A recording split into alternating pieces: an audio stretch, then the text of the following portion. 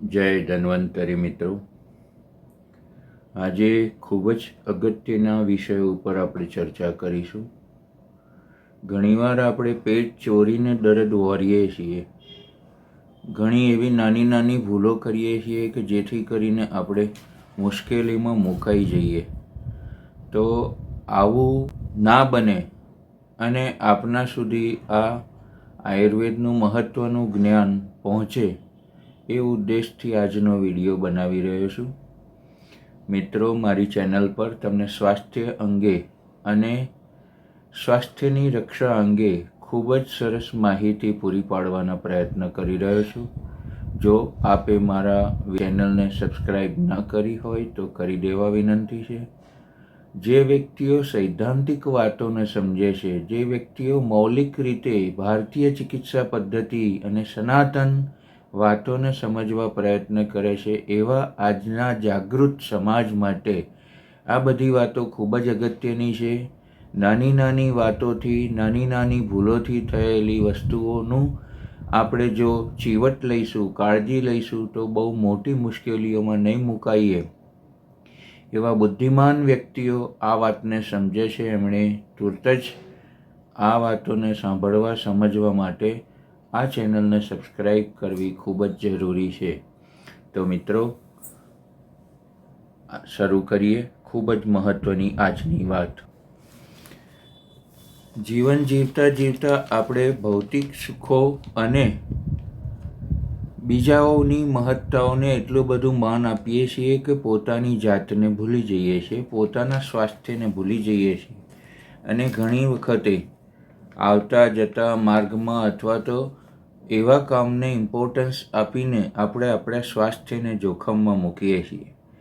તો આચાર્ય ચરકે સૂત્રસ્થાનની અંદર ન વેગાન ધારણીયમ અધ્યાયની અંદર 7મા અધ્યાયમાં આ વાતનો ઉલ્લેખ કર્યો છે કે વ્યક્તિએ પોતાના મૂત્ર એટલે યુરિનલી પેશાબ માટેનું ક્યારેય રોકાણ કરવું નહીં. પુરીશ એટલે મલ પ્રવૃત્તિ લેટ્રિન જવા માટે ક્યારેય રાહ જોવી નહીં.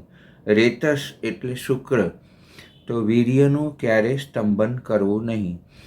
વાત અપાન વાયુ પવનછૂટ આને ક્યારેય રોકવી નહીં. વમન ઉલટી ક્યારેક બસમાં મુસાફરી કરતા, ક્યારેક કોઈક જગાએ આપણા શરીરમાં પિત્ત વધ્યો હોય ને જ્યારે શરીર એને બહાર નિષ્કાસન કરતું હોય ત્યારે એને રોકવું નહીં. ક્ષવથું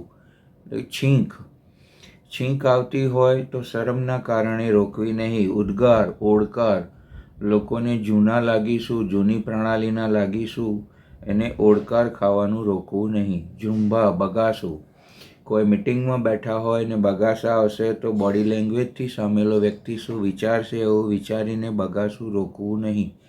ક્ષુત ભૂખ લાગવી જ્યારે પણ શરીરને ભૂખ લાગે છે ત્યારે થોડો ઘણો અલ્પાહાર આપણે લેવો જોઈએ. એ ભૂખને રોકવી નહીં. પીપાસા તરસ લાગી હોય ત્યારે પાણી પી લેવું જરૂરી છે.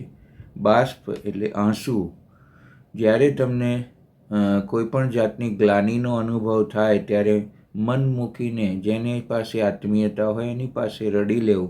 આંસુને રોકવા નહીં. નિંદ્રા ઊંઘ બરાબર આવી જ ગઈ હોય ત્યારે એને માણી લેવી ખૂબ જ જરૂરી છે.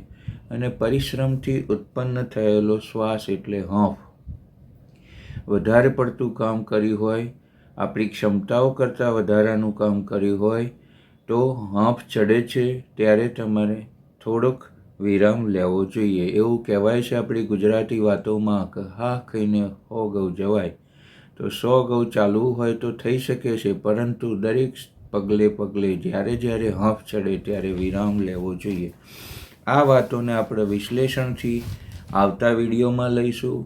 કયો વેગ ધારણ કરવાથી કયા રોગો ઉત્પન્ન થાય છે એનું પણ વિવરણ કરીશું. પણ આજના સમયમાં આ વાત ખૂબ જ જરૂરી છે કે આપે અધારણીય વેગો, જે વેગોને ધારણ ન કરવા જોઈએ. આમ તો શરીર આપણું સ્વૈચ્છિક પેશીઓ પોતાની ઈચ્છા મુજબથી ચાલતી અવયવોથી કામ કરી રહ્યું છે અને આપણે કેટલેક અંશે એના ઉપર હુકુમત જમાવી શકીએ છીએ. પણ વધારે પડતું વર્ચસ્વ જમાવવાથી આરોગ્ય જોખમાય છે. ત્યારે આ વાતોની ખૂબ જ ધ્યાનથી આપણે લઈશું અને કુદરતી રીતે સામ્ય અવસ્થામાં શરીર થયું હોય ત્યારે એને વિષમ અવસ્થામાં લઈ જવા માટે પૂરતો પ્રયત્ન કરીશું કે ના જાય, વિષમ અવસ્થા ઉત્પન્ન ના થાય, એટલે વેગનું ધારણ કરીશું નહીં. મિત્રો, આવતા વિડીયોમાં ફરી મળીશું, જેમાં આ જ વિડીયો ઉપર વધારે ઊંડાણપૂર્વકની ચર્ચા કરીશું. ફરી એકવાર આપને આ વાતનું ધ્યાન આપું છું કે આપ મારા વિડીયોને લાઈક કરશો, સમજનાર વ્યક્તિને શેર કરશો અને મારી ચેનલને સબસ્ક્રાઈબ કરશો. જય ધન્વંતરી.